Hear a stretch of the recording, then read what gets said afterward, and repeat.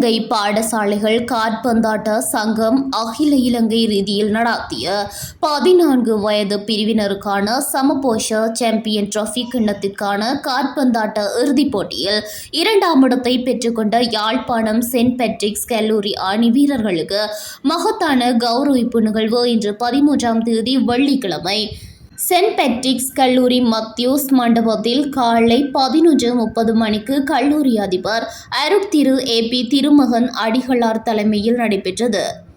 Pant வாத்தியங்கள் இசைக்கப்பட காற்பந்தாட்ட அணி வீரர்கள் பெற்றோருடன் சென்ட் பேட்ரிக்ஸ் வீதியூடாக அழைத்து வரப்பட்டனர்.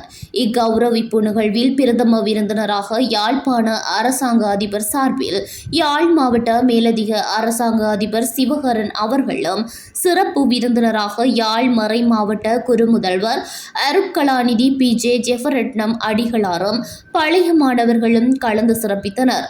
நிகழ்வில் வீரர்களுக்கு பதக்கங்கள் அணிவிக்கப்பட்டு பரிசில்களும் வழங்கி பெற்றோருடன் கௌரவிக்கப்பட்டனர்.